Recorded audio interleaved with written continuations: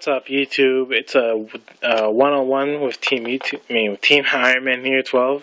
Teamironman12 here. I'm sorry, I'm a little bit sleepy. I'm making this video at 1 o'clock in the morning, so yeah. This is a one-on-one with Royal Paladins. This deck is nowhere near dead. This deck is still playable, just for the fact that Palamedes and basically Palamedes. Yeah, so I'm going to show you the basic lineup, the basic moves that you want to do with Royal Paladins and what to expect against them. What to expect, obviously Alfred. Alfred's still a boss card. It's more consistent than Azel. Alfred's effect basically counterblast 3 and call out a grade 2 or lower. So you can call out grade 1 like a Pogo or Toy Bungle or Blaster Blade, which is great, but I mean what are you going to complain? It's a free card. Well, not a free card, but it's still a resource. Swarms the field, basically. Then we have Palamedes. His effect is he gains 3k by himself if you have a grade 3 in the field. Well, look at that. You got a grade 3 Vanguard, so he gains 3k. So it's 13 by itself. Toy Bungle, his effect is he gains 3k if there's 2 or more grade 3s in the field. So him alone is gonna be at 9k. So this whole row, this whole row is gonna be, it's gonna be 22. So this whole row 22 is gonna be attacking your Vanguard, making your opponent have to discard 2 cards at least, assuming I don't hit the trigger. Same thing with this row. Gains 3k by himself, equaling up to 13. Attacking with 8k, making this attack will be 21. So it's still a magic number, 21, so 11k Vanguards. Aha, look at that, 21k. Broken.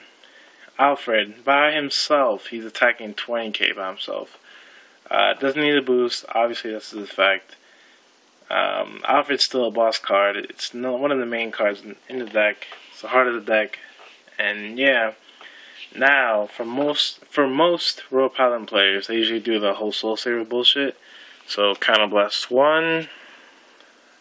Put this guy into the soul, and then you're gonna search off or Soul Saver Dragon. Oh, look at that! Add this to my hand. Mainly, you're gonna want to do that if your opponent is at 4 or 5 damage to go for game next turn. Say your opponent attacks you, you take a couple damage, blah blah blah. Oh man, took so much damage, but man, I'm gonna try to win next turn. So you draw, oh man, you drew a crit. That sucks dick. Right, obviously Soul Saver, Soul Blast 5. Obviously you're gonna have 5 in the soul because of Alfred, the grade 2, Galahad, the grade 1 Galahad, and the grade 0 starter with the Toy Bungles, equaling out 5 cards in the soul.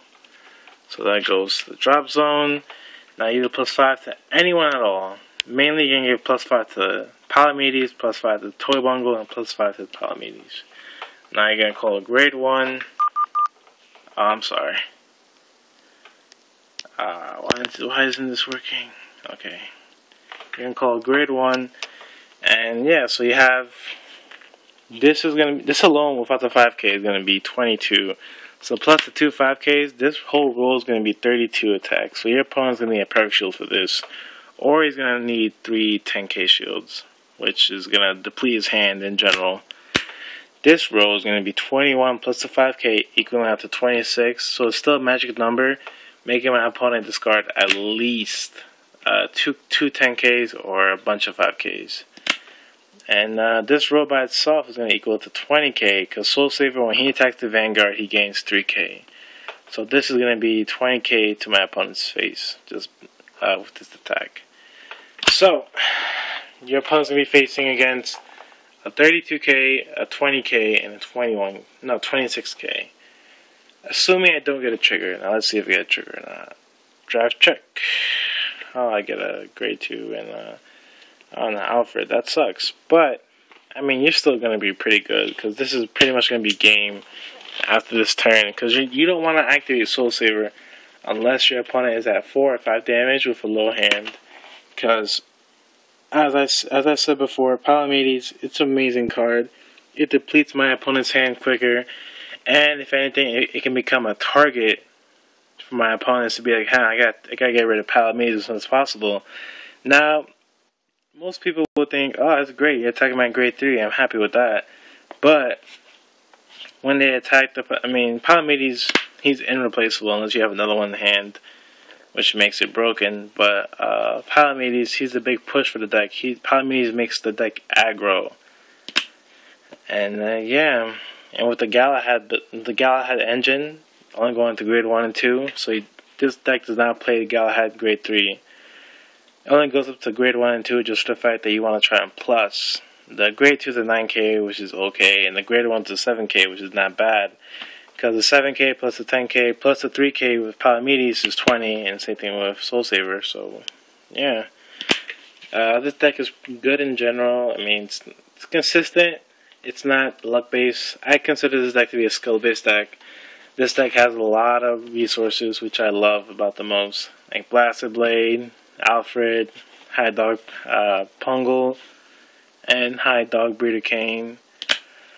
Yeah, this deck is working out pretty well for me at the moment. So this is the basic way you want to play Royal Paladins at the moment. Don't underestimate them. They're still a pretty top tier deck at the moment because of Palamades. And yeah, this deck has a good matchup against a lot of decks except Narukami. Just the fact that Vermilion just fucks over my top rear guards. So yeah, this deck has a good matchup against all decks except Vermilion. But what are you gonna do? And yeah, so this is a one-on-one with Royal Paladins, and I'll see you later, YouTube. Bye.